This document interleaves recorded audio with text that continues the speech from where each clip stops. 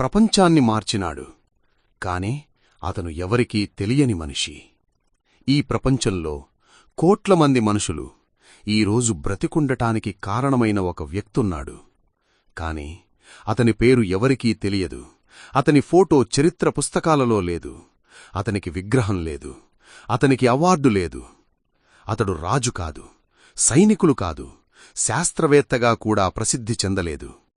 అయితే మనిషి ప్రాణాన్ని కాపాడిన అసలైన హీరో మాత్రం అతడే.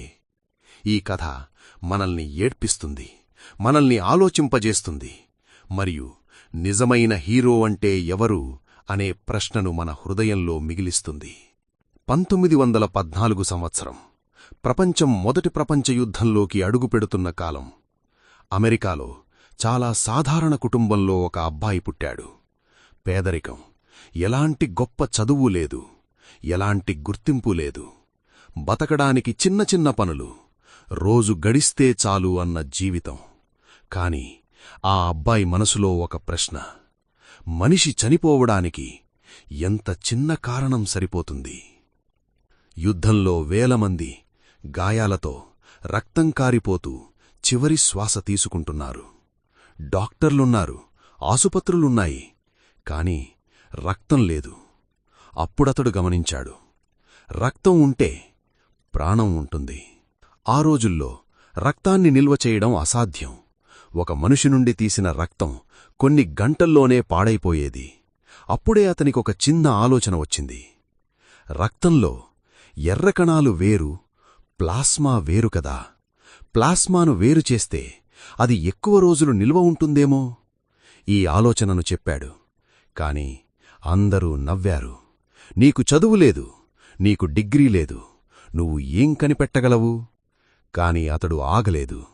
తన శరీరాన్నే ప్రయోగశాలగా మార్చాడు. మళ్లీ మళ్లీ రక్తమిచ్చాడు.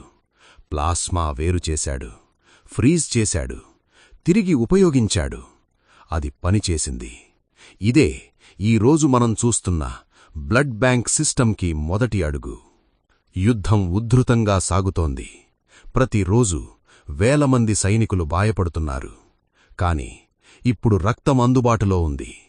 ప్లాస్మా ట్రాన్స్పోర్ట్ అవుతోంది, ఆసుపత్రులకు చేరుతోంది, ప్రాణాలు కాపాడుతోంది.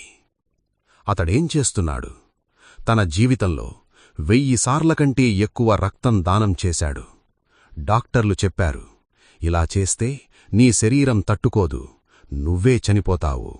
అతడు నవ్వి అన్న మాట: ఒకడు చనిపోతే 100 మంది బ్రతికితే అదే నా విజయం. అతడు ఆశించలేదు అవార్డులు, డబ్బు, పేరు ప్రఖ్యాతులు.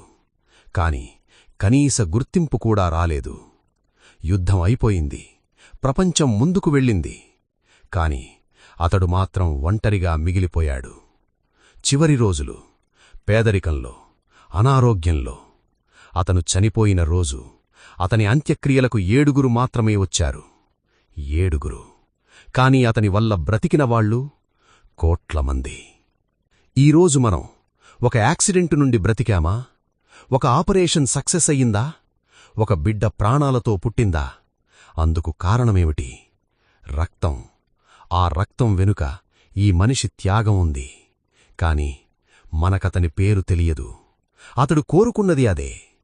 చరిత్రలో గొప్పవాళ్లు ఎప్పుడూ రాజులే కాదు. కొన్నిసార్లు ప్రపంచాన్ని మార్చినవాళ్లు ఎవరికీ తెలియకుండా మన మధ్యే జీవిస్తారు. హీరో అవ్వాలంటే ప్రపంచం గుర్తించాల్సిన అవసరం లేదు. ఒక ప్రాణం బ్రతికితే చాలు. ఈ కథ మీ మనసును తాకితే ఈరోజే ఒక మంచి పని చెయ్యండి. ఎందుకంటే మీరు కూడా ఎవరికీ తెలియని హీరో అవ్వచ్చు. ఈ వీడియో నచ్చితే లైక్ చేయండి అండ్ సబ్స్క్రైబ్ చేయండి. పక్కనే ఉన్న బెల్ ఐకాన్ని కొట్టండి.